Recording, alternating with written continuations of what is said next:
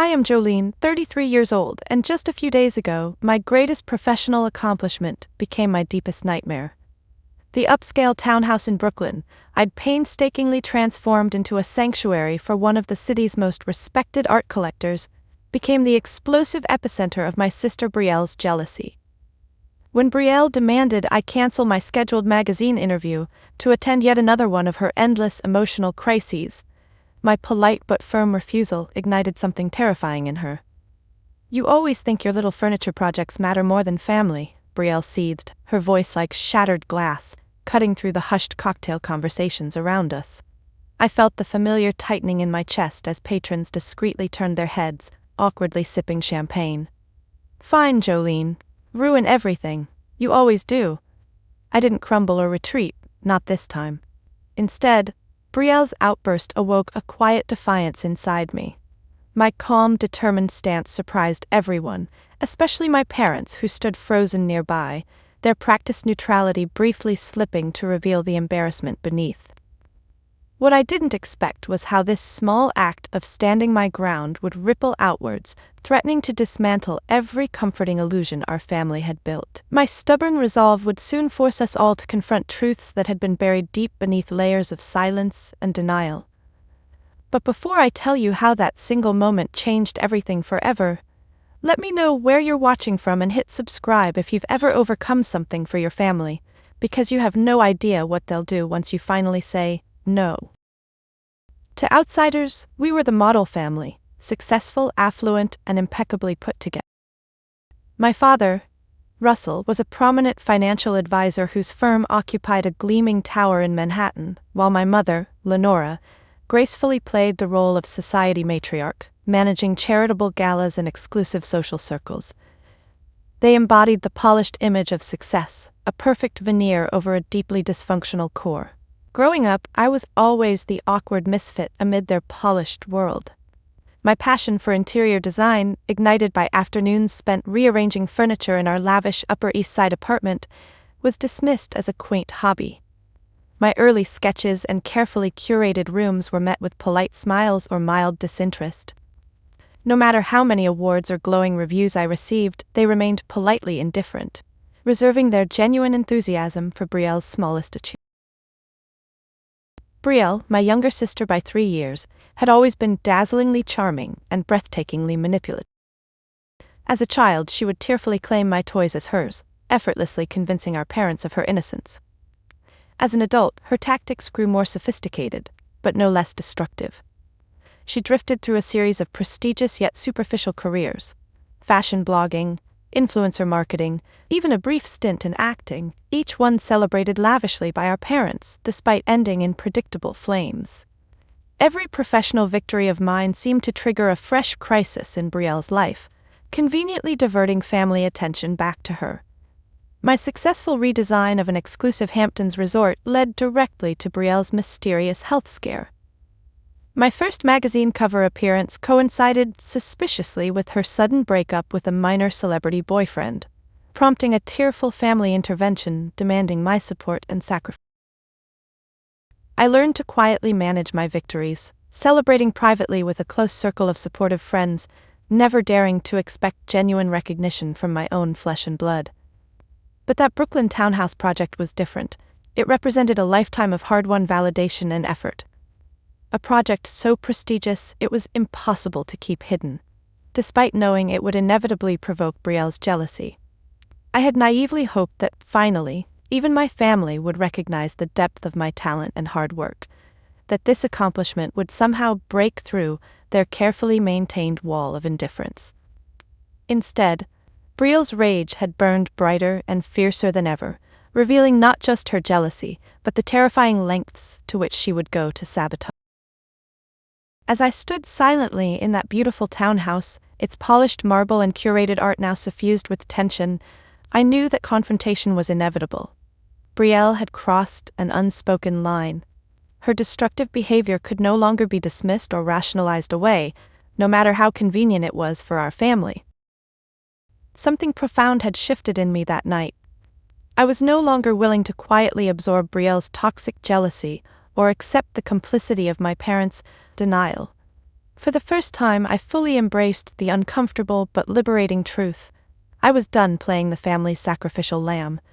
I didn't yet know the cost of that decision or how dramatically it would unravel our carefully constructed facade, but standing there, feeling the strength of my convictions grounding me like never before, I knew I could no longer be invisible in my own life. Being invisible wasn't new for me.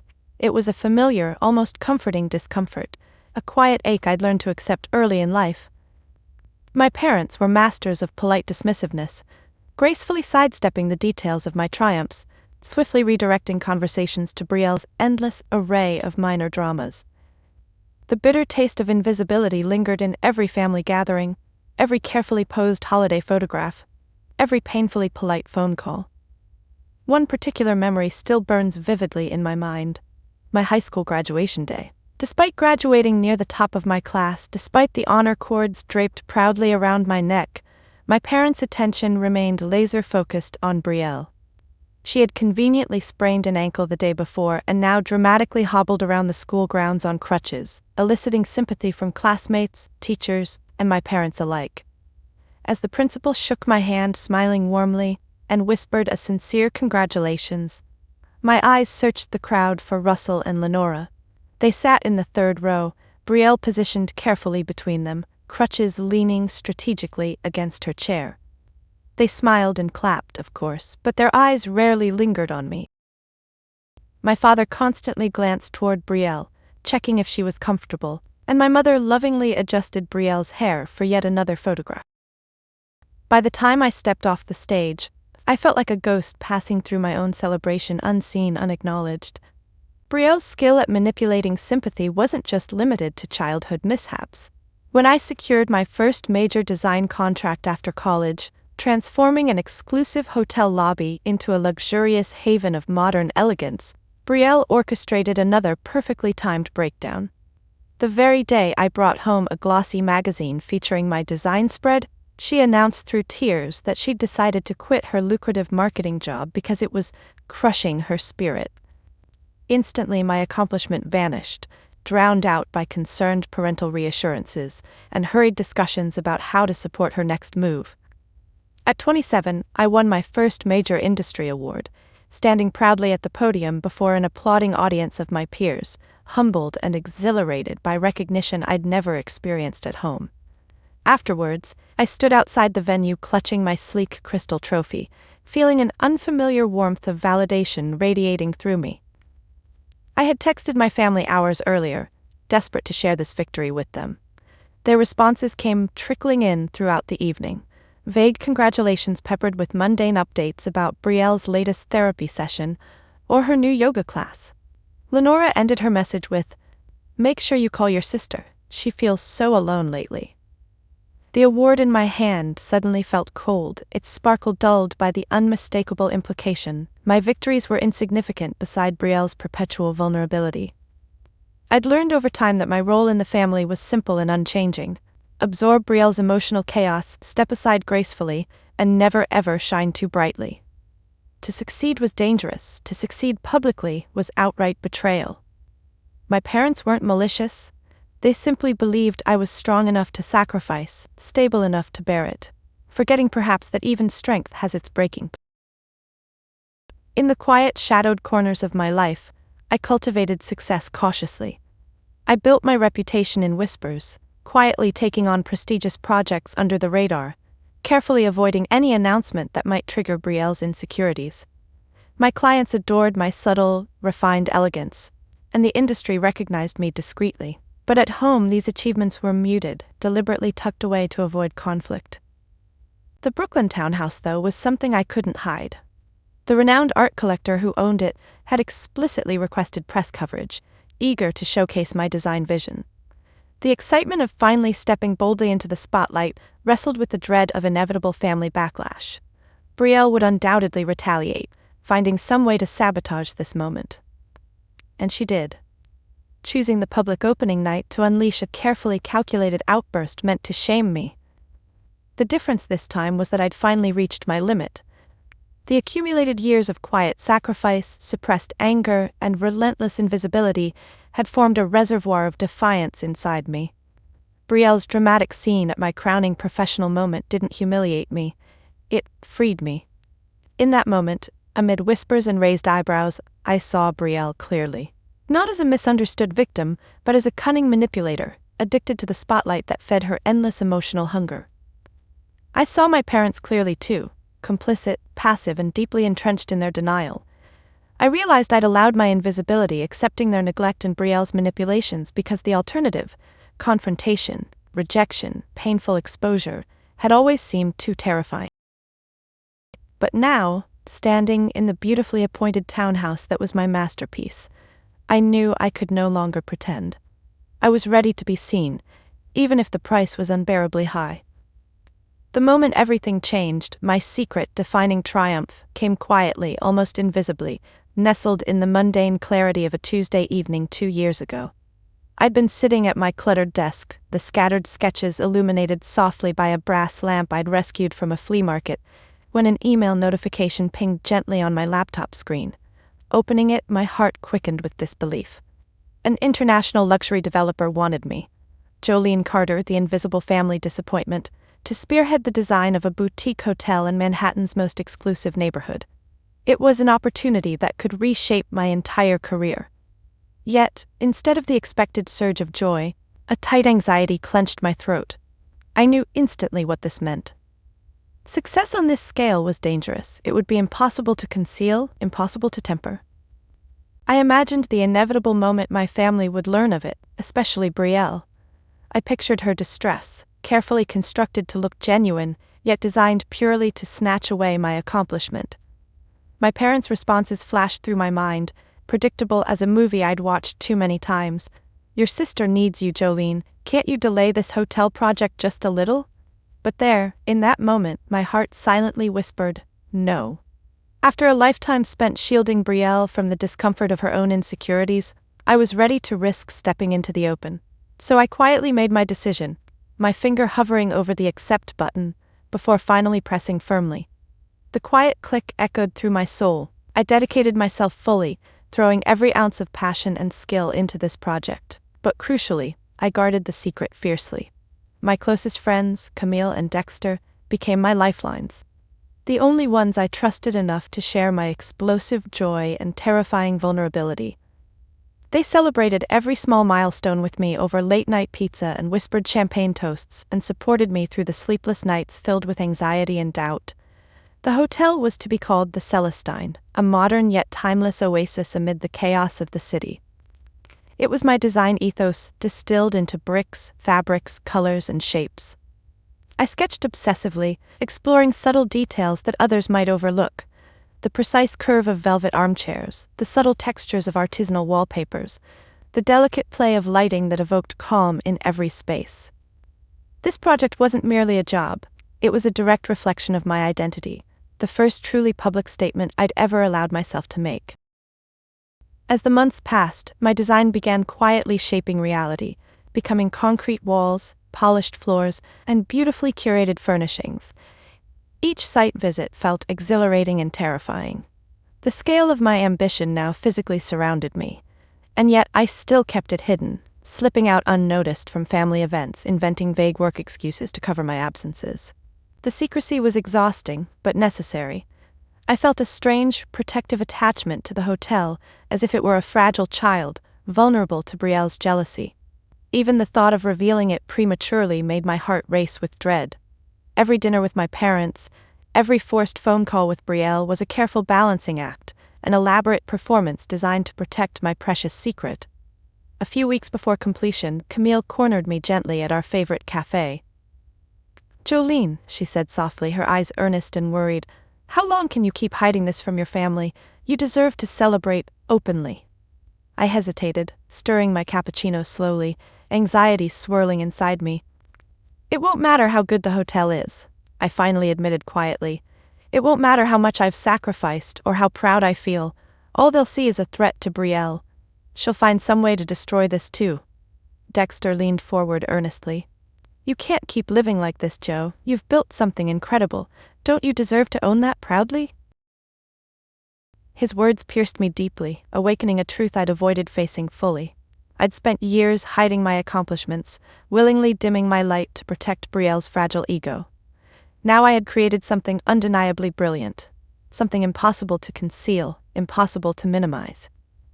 That evening, alone in my apartment, I stood by the window looking out over the city. The soft glow of streetlights below felt comforting, reminding me that life moved forward relentlessly, even if my family remained stuck in their denial. I had succeeded despite their indifference, despite Brielle's toxic manipulation, and it was finally time to claim my own story. The completion of the Celestine became my quiet rebellion, a secret sanctuary of achievement that I protected fiercely, until the world inevitably discovered it. The press began buzzing, industry insiders took notice, and whispers of my hidden genius grew louder by the day.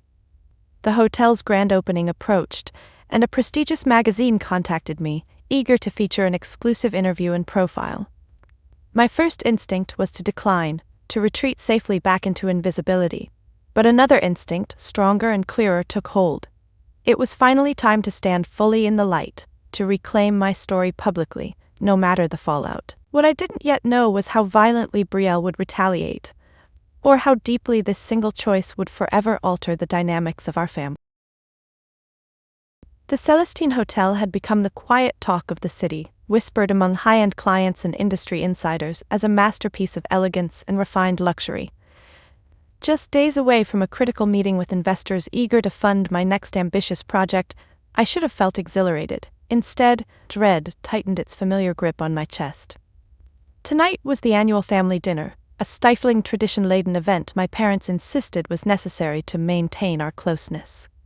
Closeness, an ironic concept considering we'd spent decades carefully avoiding any honest conversation. My stomach churned as I laid out the dress I'd chosen, knowing precisely how this night would unfold. Polite greetings, superficial chatter, and then, inevitably, Brielle's drama. I pulled into my parents' driveway as twilight softened the edges of their grand estate. The mansion's imposing facade loomed over me, a cold testament to their lifelong pursuit of appearances. Gathering my courage, I stepped onto the porch and pressed the bell. The door swung open immediately, revealing Lenora's practiced smile. "Jolene, darling, come in. You're a bit late. Traffic?" I nodded, stepping inside, already bracing myself. The expansive foyer buzzed with polite conversation.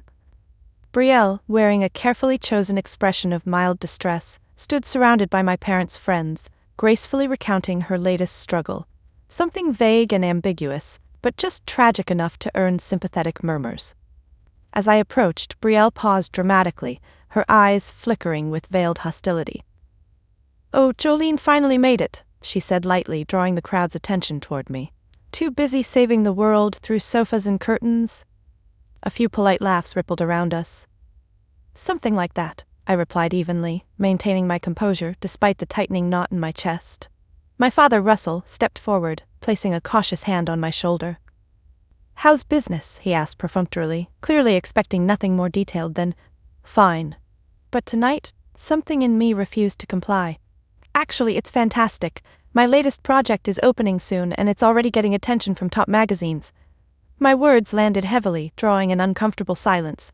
Brielle's eyes flashed, darkening instantly. "Really? I hadn't heard," she said sharply, her voice icy beneath the feigned casualness. "You always were good at keeping secrets." The implication hung ominously in the air. Lenora quickly intervened, steering us toward the dining room. "Dinner's ready," she announced, her voice falsely cheerful, carefully masking the tension. The table, impeccably set, seemed like a staged backdrop for yet another family performance. We settled into our usual seats, and the conversation resumed cautiously, each exchange carefully avoiding anything meaningful. Brielle remained oddly quiet, sipping her wine with calculated intensity. Halfway through dinner, Russell cleared his throat, signaling a familiar discomfort. "Jolene," he began formally, "your mother and I have been concerned about your priorities lately." I met his gaze evenly, feeling my pulse quicken. "Meaning?" Lenora picked up smoothly, her tone deceptively gentle.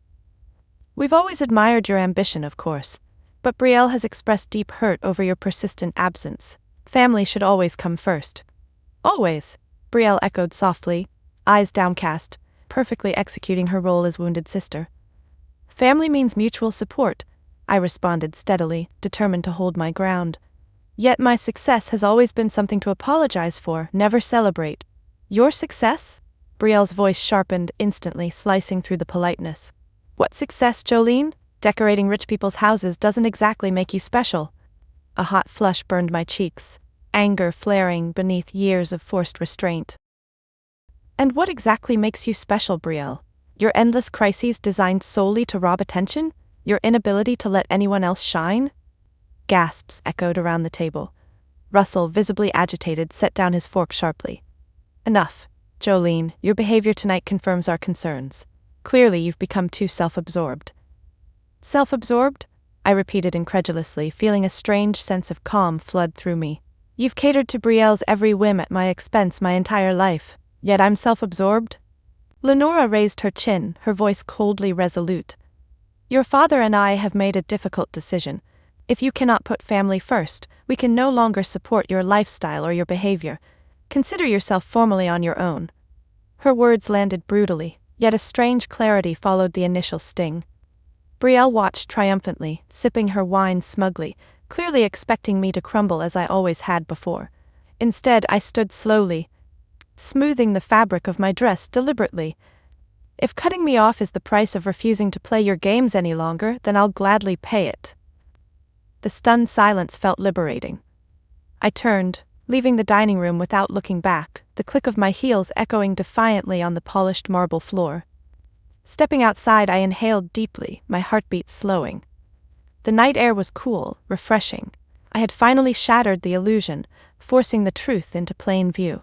There was no going back now, only forward into a future I would finally control.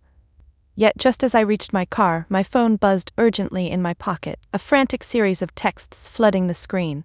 I paused, breath catching, my heart racing once again. The Celestine had gone viral. My hidden masterpiece had been revealed, thrusting my carefully guarded success into the spotlight. I stood in the driveway, stunned, realizing that tonight, in every way possible, was truly the eve of judgment. The flood of notifications on my phone was overwhelming, each buzz vibrating through me like a surge of electricity. The Celestine is a masterpiece, read one excited message from Dexter. Check social media now, Camille's text urged. I quickly tapped the links, my heartbeat quickening at the images filling the screen. My hotel, the quiet secret I'd nurtured and protected, had ignited the internet overnight. But before I could fully process what was happening, I heard footsteps approaching. Brielle stood near my car, eyes narrowed, arms folded defensively. She was no longer hiding behind her usual mask of vulnerability. This was pure, undisguised hostility. Congratulations, she spat bitterly, her voice trembling with rage. You got exactly what you wanted, all the attention, all the praise, everything you ever dreamed of. Brielle, I replied, forcing calm into my voice despite the chaos swirling inside. None of this has anything to do with you. It never did. Everything you do affects me, she snapped sharply, stepping closer. Do you think Mom and Dad will forgive this humiliation? You chose to shame us publicly, Jolene. Shame? Anger surged, hot and sudden. You're the one who can't handle anyone else being happy. You're the one who manipulates everyone to make sure you're always the center of attention. Brielle laughed bitterly, eyes glistening with tears carefully calculated to seem genuine. They've already disowned you. Do you think you can survive without us? Without the family name? I felt a surge of strength, a clarity I'd never experienced before. I don't need the family name, Brielle. I've made my own. Her face twisted sharply, the veneer of control cracking dangerously. You're pathetic, she hissed, voice low and venomous. You'll come crawling back, begging for forgiveness like you always do. Not this time, I said steadily, opening my car door with deliberate calmness. You're the one afraid, Brielle. Afraid because without me to overshadow, you have no one else to blame for your failures. Her gasp of outrage faded as I closed the door firmly, starting the engine. Driving away, I glanced into the rearview mirror just in time to see her standing in the glow of the porch light, visibly shaking with rage. It was a strangely satisfying image. The drive home felt surreal, adrenaline mixed with disbelief. My phone continued to buzz relentlessly. Friends, colleagues, industry insiders, all suddenly aware of my quiet genius. The Celestine's elegance, my meticulous attention to detail, was finally being publicly celebrated. Yet beneath the surface of my excitement lingered a painful ache, the reality of my parents' rejection echoing coldly inside me. Arriving home, Camille and Dexter were waiting at my apartment door, their excitement barely contained. Camille threw her arms around me, her voice trembling with happiness. "You did it, Jolene! They're finally seeing your brilliance?" Dexter placed a gentle hand on my shoulder, his expression sober but proud. "Are you okay, though? We heard about dinner." I nodded slowly, exhaustion hitting me abruptly. It was worse than usual, but better too somehow. I stood my ground. Camille squeezed my hand gently. "Tonight is about celebrating your achievement. They can't take this away from you." Inside my apartment, we crowded around my kitchen island, pouring champagne into mismatched glasses. As Dexter raised his glass, the reality finally began to sink in. "To Jolene," he declared warmly, "the most brilliant designer we've ever known." Tears blurred my vision, gratitude overwhelming me. Yet beneath it all lingered Brielle's poisonous words, her bitter prophecy that I'd crawl back eventually. Could I truly break free from my family's toxic orbit, or would I be drawn back into their destructive cycle once again? Later, after Camille and Dexter had left, I sat alone, the apartment dark except for the soft glow of my phone. Social media was alive with praise, the design community celebrating my previously hidden talent. Yet as I scrolled through the messages, each glowing comment sharpened the contrast between my professional triumph and personal rejection. I realized, painfully, how deeply I'd internalized my family's narrative. Every success, every accolade still felt tinged with guilt. My parents had effectively trained me to diminish my own joy, forever wary of overshadowing Brielle. Could I ever truly escape that conditioning? I set my phone aside, restless and uncertain, pacing my living room. Outside, the city hummed quietly, oblivious to the emotional turmoil gripping me. Brielle's anger tonight had felt different, darker, more desperate. She'd never tolerated my happiness, but the intensity of her hatred now was genuinely alarming. Yet for the first time in my life, I wasn't afraid. Her rage was confirmation I'd done something truly powerful, something unavoidably visible. I'd stepped fully into my own light, and her fear, her resentment, were simply proof of that undeniable truth. Tomorrow, I would face the reality of my parents' rejection and Brielle's inevitable retaliation. Tomorrow, I'd address the potential investors who'd already reached out, eager to capitalize on my newfound acclaim. Tonight, though, alone in my quiet apartment, I savored the strange, unsettling freedom of finally, truly stepping out from the shadows. Whatever came next, I knew I'd face it openly, unafraid of being seen. Tonight marked not just a professional victory, but the beginning of a deeper, more personal transformation. A reclamation of my own worth that no one could ever again diminish. The morning sun spilled softly through my bedroom curtains, casting gentle patterns on the floor, a serene contrast to the turmoil that had consumed the night before. Sleep had barely touched me, replaced instead by restless thoughts and anxious anticipation of what the day might hold. My phone was still blinking silently with unread messages from investors and industry contacts, but the weightiest notification of all came from a different source: my family's lawyer. The formal email was cold, impersonal, an icy digital barrier between me and my parents. They had officially revoked my access to all family resources, trusts, and financial accounts. It was a cold, swift cut, executed without hesitation or remorse. The language was precise, carefully chosen to ensure there was no ambiguity. I was completely on my own. Despite expecting it, the finality still stung, a sharp jab straight to my chest. Yet beneath the hurt simmered something else, relief, fierce and unmistakable. The ties had finally been severed, painfully but cleanly, setting me free in a way I'd never imagined possible. As I stood staring at my phone, still digesting the cold words, a knock on my apartment door broke through my thoughts. Camille stood in the hallway holding 2 cups of coffee, her smile tinged with gentle concern. "I figured you might need some moral support," she said softly, stepping inside. I accepted the coffee gratefully, leaning against the kitchen counter with a deep sigh. "They actually did it," I murmured, shaking my head slightly. "I knew it was coming, but it still feels surreal." Camille nodded, sympathetic but firm. "Honestly, Jolene, they've done you a favor. You're finally free, no more hiding your accomplishments, no more sacrificing your happiness for theirs." "I know," I admitted, the tension slowly easing from my shoulders. It just hurts, you know?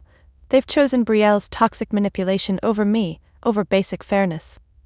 Camille squeezed my shoulder gently.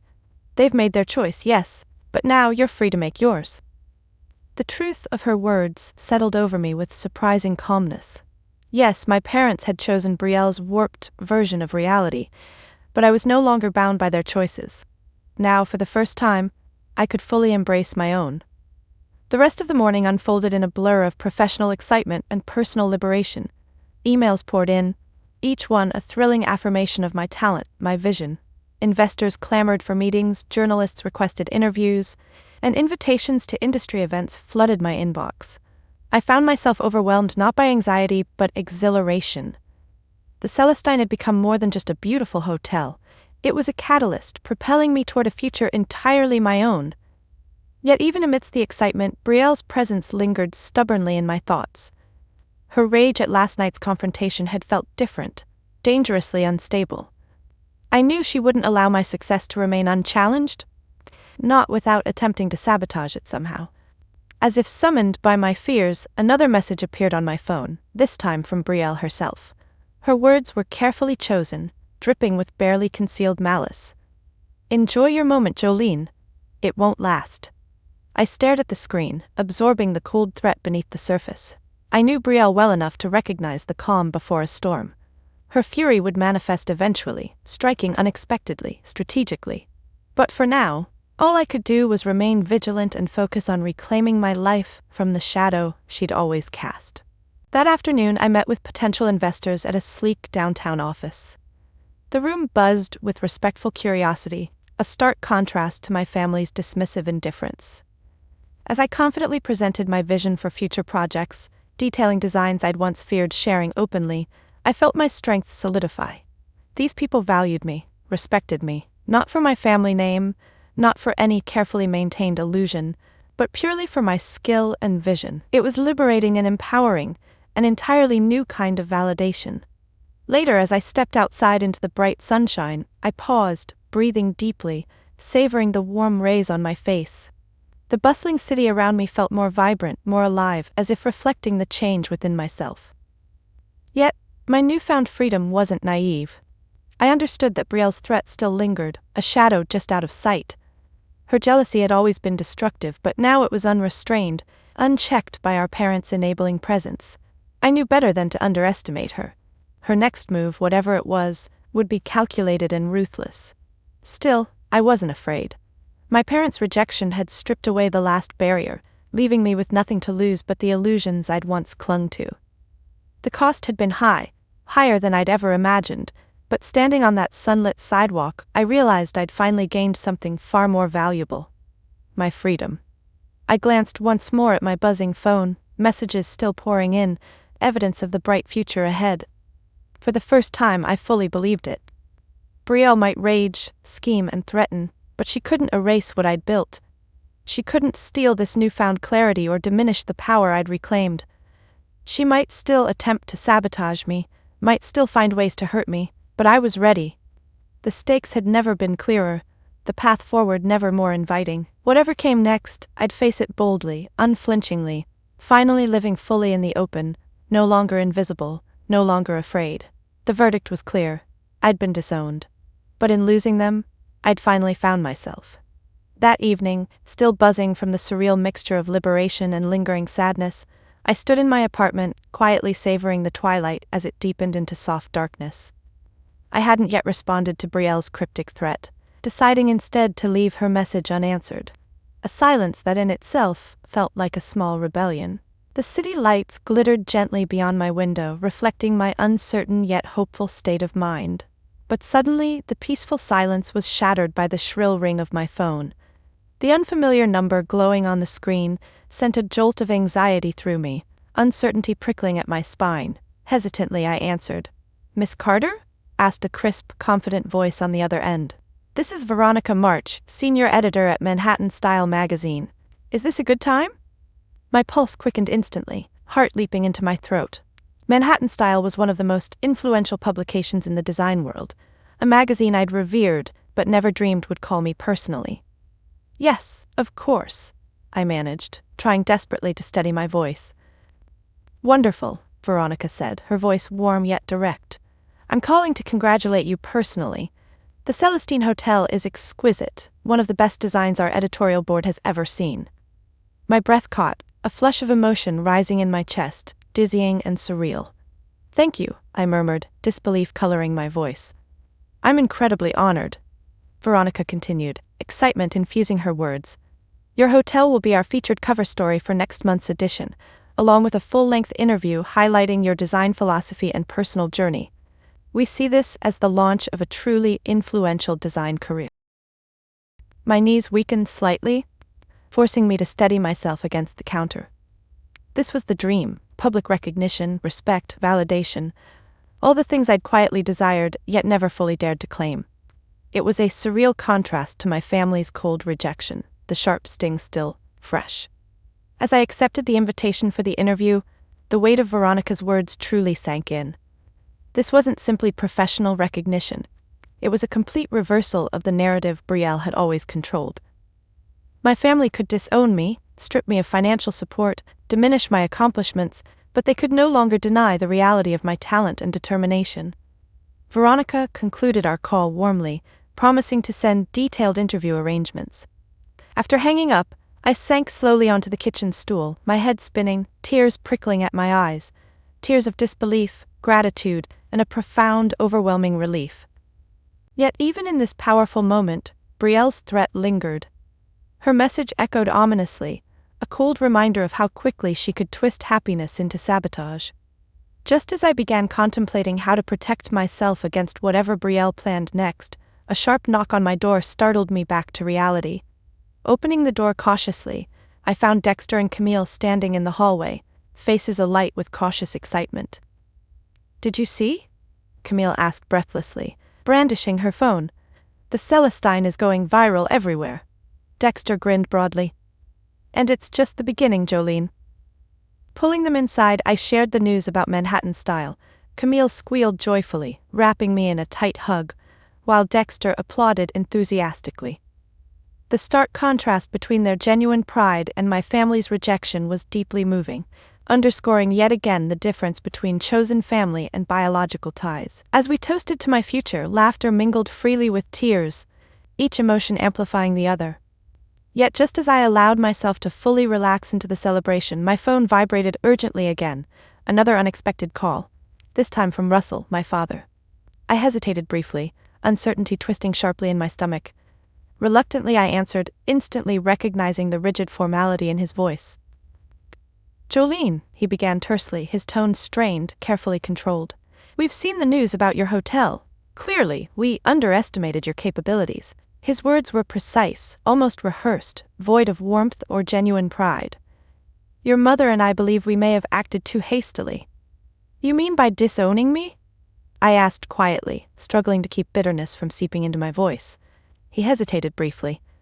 "We'd like to discuss a reconciliation privately. Perhaps we can reconsider certain decisions." I knew precisely what that meant. Now that my success was public, undeniable, my parents wanted back in, eager to reclaim some of my reflected glory. Brielle's jealousy might have triggered their rejection, but my success had clearly shaken their confidence. My response was calm, resolute. "I appreciate your call, Dad, but I don't need reconciliation if it only comes after public acclaim. If you genuinely value me, support has to exist without conditions or Brielle's approval." He sighed audibly, his voice weary yet tinged with irritation. "Think carefully, Jolene. Family reputation matters. So does integrity," I replied steadily. "I've built my own reputation without your help. I don't need validation based on convenience." Ending the call felt liberating, definitive. For the first time, I'd openly chosen my own worth over their conditional acceptance. It was frightening yet freeing, signaling clearly that I'd crossed a permanent threshold, no longer willing to sacrifice myself for the comfort of family illusions. As the evening stretched late into the night, Dexter and Camille finally left, promising unwavering support.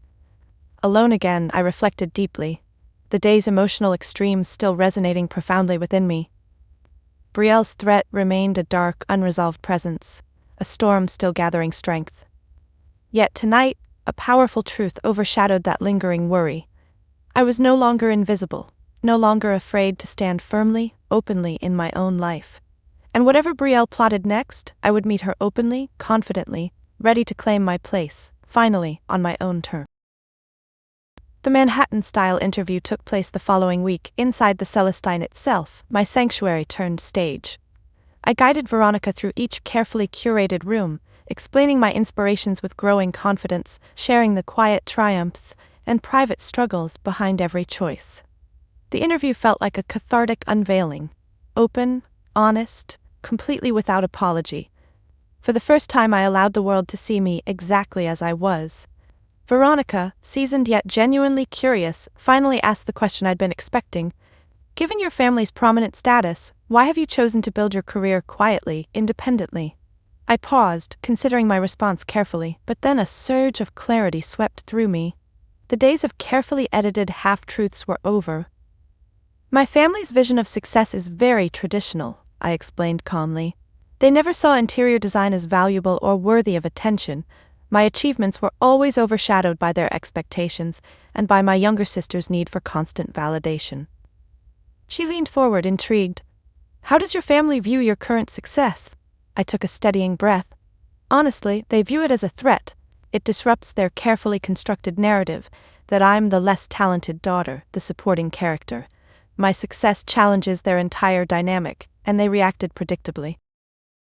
And yet, here you are, Veronica remarked warmly, a subtle admiration lighting her eyes. Not just thriving, but redefining success entirely on your terms. After the interview wrapped, I stepped outside onto the hotel's elegant terrace, inhaling deeply, feeling oddly serene. But my brief peace was shattered as the terrace doors opened sharply behind me. Turning, I saw Brielle, her face tight with suppressed rage, eyes glittering dangerously. What are you doing here? I asked warily, instantly alert. Her smile was cold, brittle. I thought I'd see your masterpiece up close. It's impressive, I'll give you that. Her voice was deceptively calm, but her presence felt volatile, charged with an unsettling intensity. You didn't come here to compliment me, I said carefully, maintaining my composure. So what do you want? She laughed softly, stepping closer, deliberately invading my space. I wanted to see firsthand the lie you've sold everyone. Poor Jolene, always overlooked. Do you really believe you're the victim? I felt my pulse quicken, anger sharpening my voice. I've never called myself a victim, that's your specialty. She flinched slightly, momentarily caught off guard. But her veneer recovered swiftly, eyes narrowing sharply. You've always played innocent, Jolene, but you're the one who humiliated our family publicly. No, I countered firmly, voice steady. I told the truth. If that embarrasses you, it says more about you than it does about me. Brielle's composure cracked suddenly, rage spilling openly. You think you've won? You think a magazine cover makes you invincible? Mom and Dad might pretend they care again, but we both know the truth. You're nothing without their approval. I stepped forward, meeting her gaze directly. I stopped needing their approval the moment they chose your toxic manipulation over honesty. Her face darkened further, desperation seeping into her voice. You've destroyed everything, our family, our reputation. How can you live with that? I felt strangely calm amid her fury. The only reputation damaged was built on lies. I'm finally living honestly, and maybe someday you'll realize that it's your own jealousy that's destroyed everything. Brielle's eyes flashed dangerously, but she had no immediate reply. Instead, she abruptly turned and left, heels clicking angrily against the polished floors. Watching her disappear felt oddly satisfying, a definitive break that was both painful and empowering.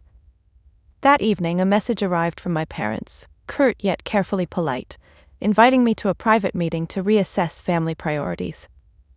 It was clear they'd seen early teasers of my interview, aware that the truth was now public, their carefully maintained image at risk. I knew immediately what they wanted, to negotiate a fragile peace, carefully controlled to protect their own interests. My response was clear, firm, unapologetic. My priorities are no longer negotiable. If reconciliation means sacrificing honesty again, I respectfully decline. They didn't reply, their silence eloquent, but this time their absence didn't hurt. I no longer needed their conditional acceptance. Brielle's hypocrisy, my parents' complicity, it all finally felt distant, incapable of diminishing the quiet strength I'd found within myself. Days later, the Manhattan-style issue launched to widespread acclaim. The Celestine, and my deeply personal story, captivated readers. Messages flooded in from strangers, sharing their own family struggles, their own quiet triumphs. For the first time, I saw clearly the power of my honesty, the impact of openly rejecting hypocrisy. Standing in my apartment, looking out at the city below, I realized my life had truly transformed. Brielle's threats had failed to materialize, fading harmlessly into the background noise of my past. My parents' silence, though sharp, was no longer crippling. I'd faced them all openly, fearlessly, refusing to shrink into the shadows again. Now, as I embraced my own success fully, there was no turning back, only forward, into a future defined solely by my own values, my own dreams. Brielle and my parents had lost their power over me. Their approval, once a desperate need, had become utterly irrelevant. The rejection I'd feared most had become my greatest liberation. Their silence was no longer punishment. It was peace. And finally, fully visible, standing confidently in the truth I'd built, I knew I'd never be invisible again. A week after the magazine feature launched, Dexter and Camille threw a small, intimate celebration in my honor at their cozy apartment in Greenwich Village. Unlike the carefully choreographed family dinners I'd endured all my life, this gathering radiated genuine warmth and laughter, filled with authentic, unguarded affection. Candles flickered gently around the room, casting warm shadows as soft jazz music drifted from the speakers. Camille, smiling affectionately, handed me a glass of wine as Dexter raised his own, his eyes bright with pride. To Jolene, our brilliant friend, who finally let the world see how amazing she's always been. We clinked glasses, laughter bubbling comfortably around the table. This was real family, not born from obligation or blood, but from genuine choice, trust, and respect. In this room, I was fully seen, fully accepted, without pretense or apology. Later, curled on the couch beside Camille, sipping my wine slowly, I felt the gentle comfort of true friendship. I never imagined I'd actually get here, I admitted softly. I always thought success would feel empty without family. Camille gently squeezed my hand, eyes shining softly. Success isn't defined by who approves of it. It's defined by who celebrates with you when no one's watching.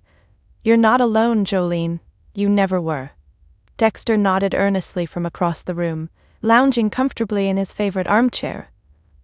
Your family didn't see your value because it threatened their illusions. We celebrate you because we see you exactly as you are. Their words resonated deeply, settling warmly inside my chest.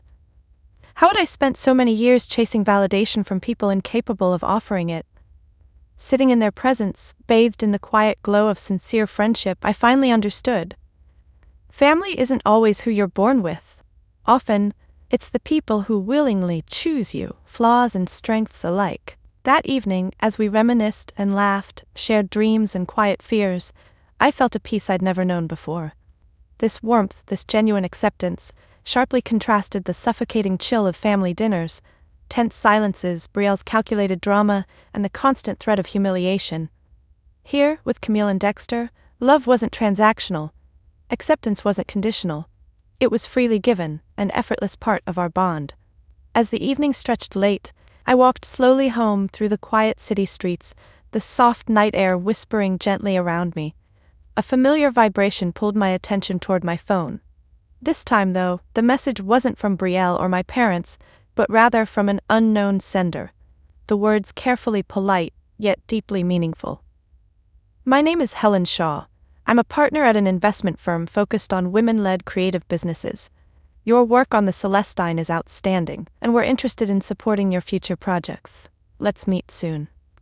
The quiet thrill surged through me, confirmation that stepping fully into visibility, honestly, unapologetically, had not only freed me emotionally, but opened doors professionally in ways I'd never imagined. I paused briefly beneath a street lamp, reading Helen's message again.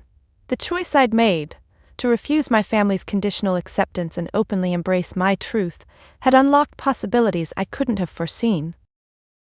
Brielle's threats and my parents' cold silence had become background noise, insignificant compared to the newfound freedom and strength I'd discovered. Yet even as this fresh excitement took hold, sadness lingered gently beneath the surface. The biological family I'd lost, the family I'd never fully had, left a quiet ache inside me.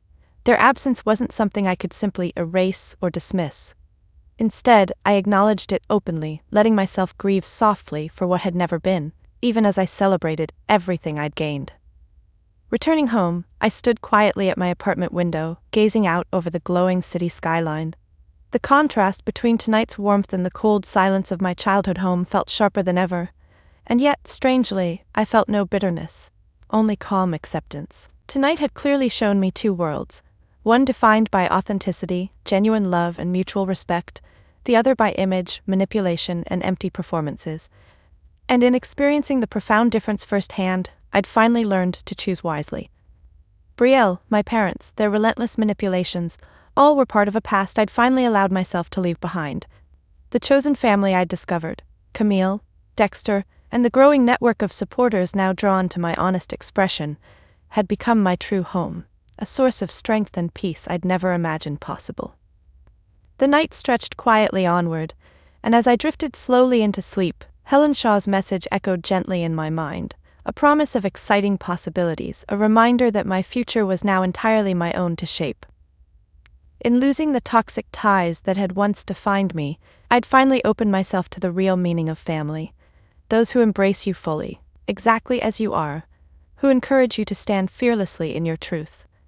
Tonight, I'd finally found where I truly belonged, not in a cold mansion filled with secrets and manipulation, but here, surrounded by genuine warmth and freely given acceptance.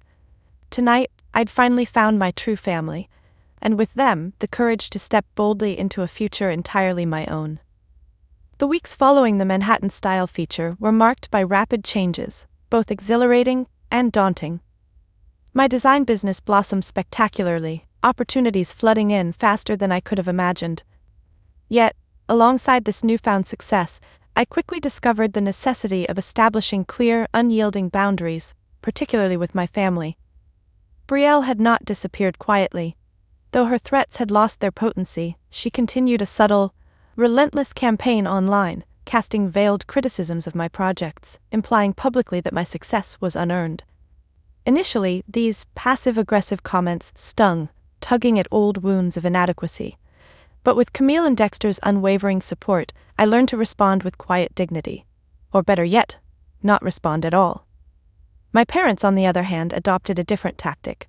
They attempted frequent, carefully orchestrated overtures, each conversation carefully structured to gently erode my newfound independence.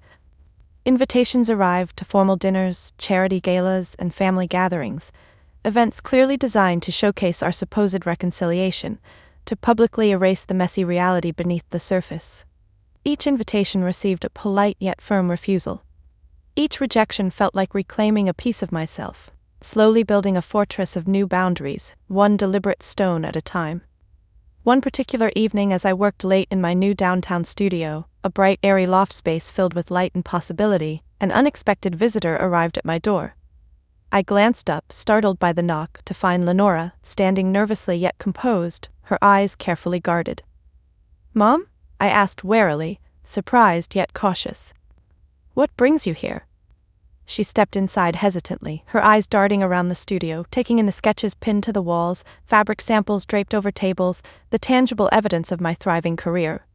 "Your space is lovely," she murmured softly, her voice carefully controlled. "You've accomplished a great deal."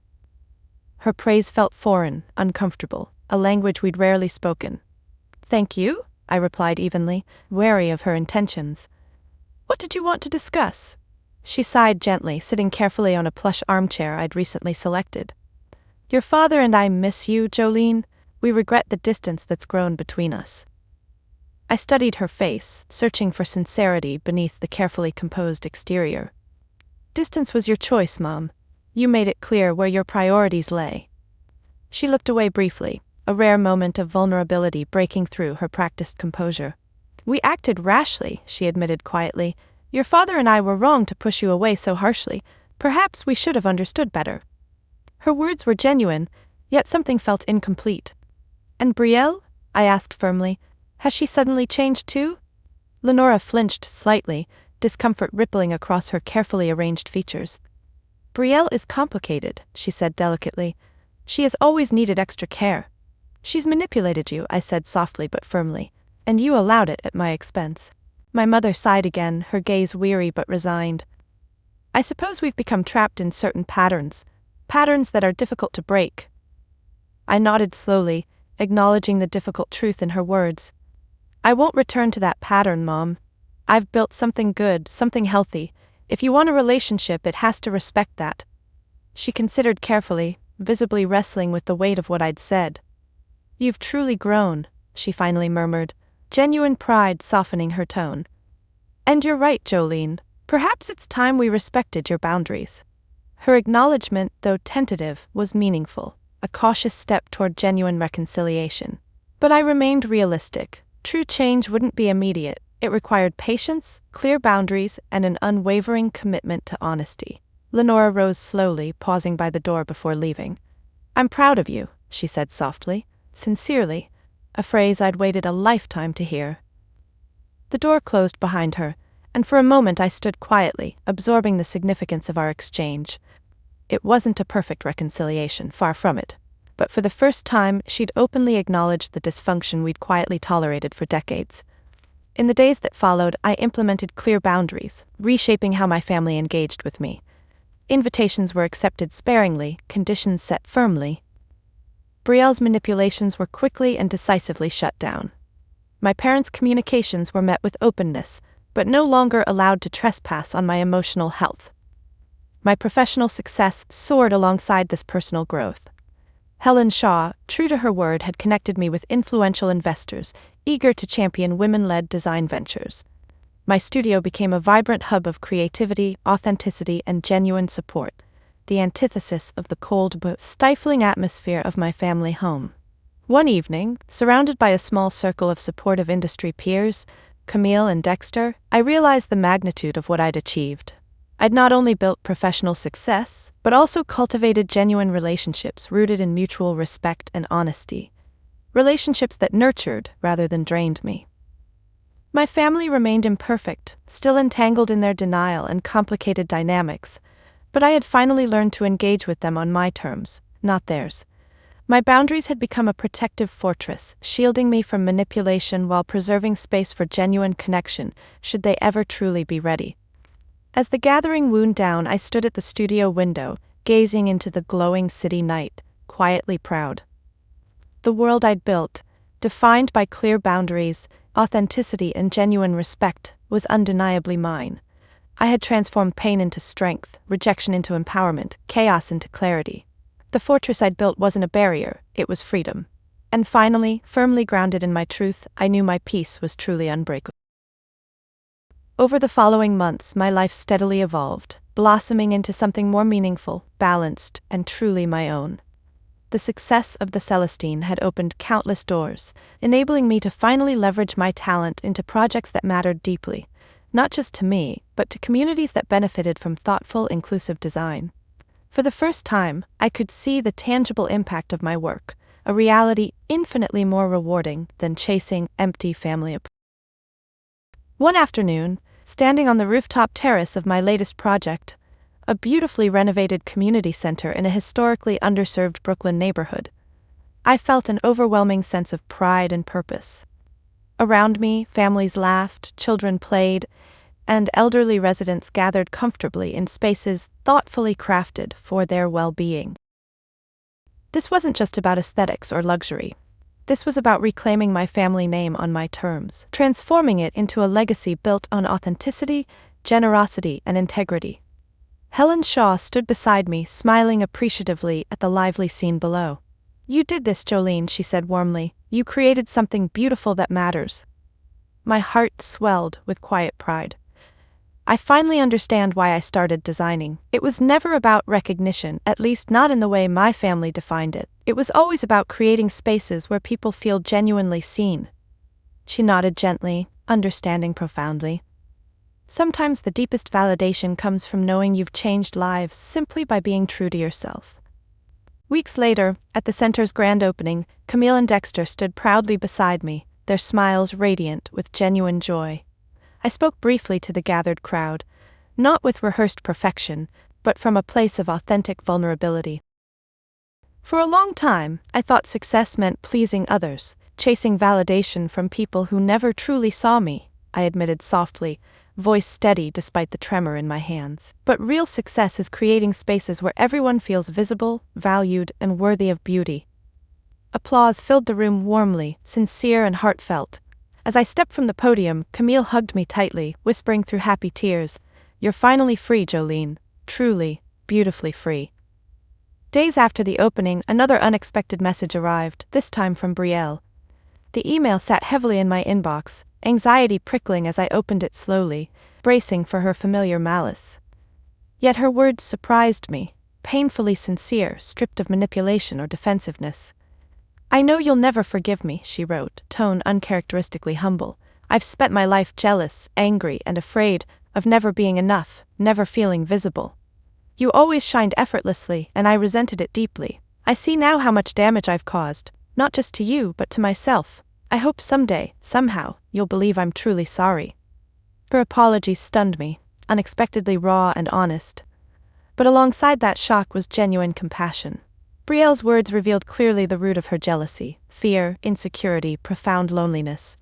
I responded carefully, not promising immediate forgiveness, but leaving the door gently open. "I appreciate your honesty, Brielle. Maybe we can talk someday, when we're both ready." And I meant it sincerely. The anger I'd held for years no longer consumed me. Brielle's vulnerability allowed me to see her clearly, not as a villain, but as someone tragically trapped by insecurity. My own journey had taught me how difficult true change was. If Brielle genuinely sought redemption, I wouldn't deny her the opportunity. As for my parents, cautious interactions slowly began again, still guarded, still tentative, but markedly different. Russell and Lenora showed glimpses of genuine respect, tentative recognition that perhaps their definition of success had been painfully flawed. We spoke sparingly but meaningfully, each conversation carefully balanced between openness and firm boundaries. My studio continued thriving, each new project reflecting my evolving sense of purpose, but even more fulfilling was the quiet, steady growth within myself, a strength and peace now firmly rooted, unshakable by family drama or external validation. One quiet evening alone in my apartment, reflecting on the profound changes over the past year, a deep sense of gratitude settled within me. My family's rejection, once devastating, had propelled me toward genuine freedom. The pain had forced clarity, the hurt, growth. From their abandonment, I'd built authenticity, compassion, and lasting strength. My legacy was no longer defined by the approval I'd endlessly sought from Brielle or my parents. Instead, it was built upon integrity, compassion, and meaningful action. I'd reclaimed my name, not as a symbol of hollow status but as proof of resilience, empathy, and hard-won self-awareness. That night, gazing at the city below, twinkling warmly in the darkness, I realized I'd truly, finally, rewritten my story.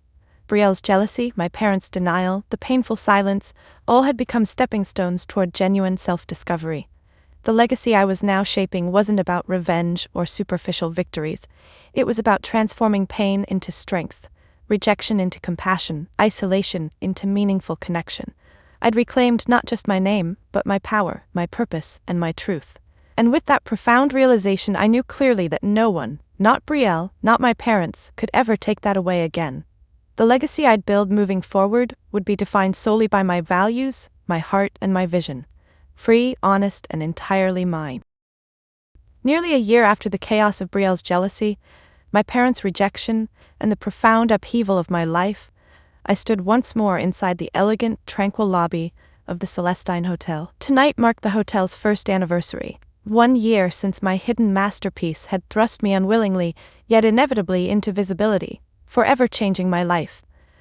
Soft laughter and gentle conversation filled the space, a comforting hum of celebration, and for the first time, I truly allowed myself to feel pride without hesitation or reservation. Across the room, I caught Camille and Dexter's gaze, their expressions bright and unwavering.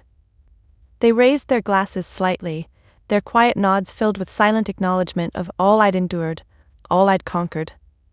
This success belonged not just to me but also to the chosen family who'd sustained me through the darkest moments, who'd seen my worth clearly even when I couldn't see it myself. I moved quietly toward the hotel's private terrace, stepping into the cool evening air, grateful for a moment of quiet reflection. Gazing out over the city, I felt a profound sense of peace settle softly inside me, a peace rooted not in external validation but in genuine, hard-earned self-worth. I'd spent a lifetime chasing acceptance from people incapable of genuinely offering it, trapped in a cycle of invisibility and self-sacrifice. Brielle's jealousy, painful as it had been, forced me to confront the toxic dynamics of my family head-on. My parents' rejection, once devastating, had propelled me toward a truth I desperately needed: that real validation could never come from those who preferred comforting lies over uncomfortable honesty. Now, standing quietly in the twilight, feeling deeply content, I understood fully the power of internal validation. Quiet, unshakable self-acceptance, rooted not in perfection, but in authenticity, honesty, and genuine compassion for myself and others. The soft chime of a message interrupted my thoughts. Glancing down, I saw a brief text from Brielle. Simple, genuine, without malice. "Congratulations, Jolene, you deserve all this and more. Truly." This quiet, heartfelt acknowledgement moved me deeply, not because I needed it, but because it was evidence that even Brielle had begun her own journey toward healing and honesty. Perhaps reconciliation was possible someday. Not immediate, because not forced, but genuine, earned through authentic growth. My parents had not attended tonight, choosing instead to quietly respect my boundaries. Their absence wasn't painful, it was healthy, affirming the boundaries I'd so carefully constructed. I knew their journey would take time, possibly never aligning completely with mine. Yet even that reality no longer caused me pain. My peace no longer depended on their approval. Tonight was mine. Fully, openly, unapologetically. Not because I'd defeated my family or proven them wrong, but because I'd finally released myself from needing their validation at all. I'd reclaimed my life, my story, my worth entirely on my terms, and the freedom of that realization was exhilarating and deeply calming all at once. I closed my eyes briefly, savoring the gentle breeze against my skin, the quiet joy humming gently beneath my ribs. The past year had tested me profoundly, challenged every belief I'd held about family, success, and self-worth.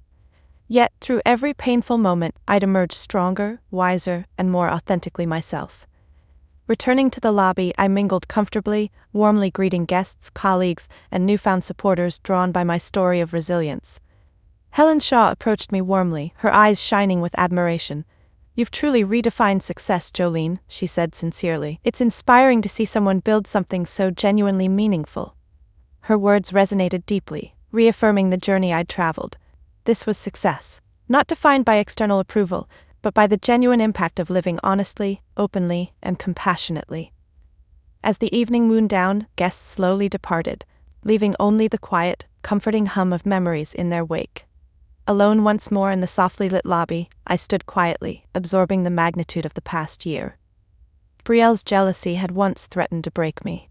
My parents' rejection had once seemed unbearably devastating. Yet now, standing calmly in the beautiful space I'd created, feeling genuinely at peace, I understood fully that their actions had inadvertently freed me. My greatest challenge had become my most profound liberation. Reflecting quietly in that serene lobby, I finally knew with certainty my worth was internal, unshakable, entirely independent of external judgment or validation. My peace was real, lasting, rooted deeply within myself, and from this place of quiet confidence, I would continue building a life defined solely by authenticity, integrity, and genuine self-respect. Have you ever felt invisible within your own family? Have you struggled with the weight of expectations or the painful realization that the people closest to you may not always truly see you? If my journey resonated with you, I invite you to share your own experiences below. Your stories matter. They remind us all that we're not alone in seeking validation, acceptance, and authenticity. If you found strength in defining success on your own terms, please like, subscribe, and share this story with someone who might need encouragement to step fully into their truth. Remember, your worth is never defined by those who refuse to see you clearly. It's defined by your own honesty, resilience, and courage to stand authentically, even when it's painful, even when it's lonely. True peace and success come not from external validation, but from the quiet, profound acceptance of yourself exactly as you are. Thank you for joining me on this deeply personal journey. I look forward to hearing yours. Have you ever felt invisible within your own family? Have you struggled with the weight of expectations, or the painful realization that the people closest to you may not always truly see you? If my journey resonated with you, I invite you to share your own experiences below. Your stories matter.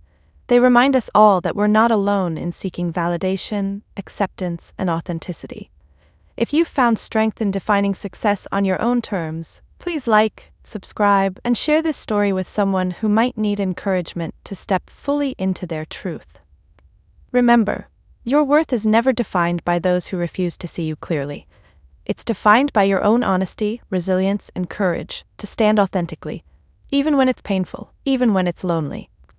True peace and success come not from external validation, but from the quiet, profound acceptance of yourself exactly as you are. Thank you for joining me on this deeply personal journey. I look forward to hearing yours.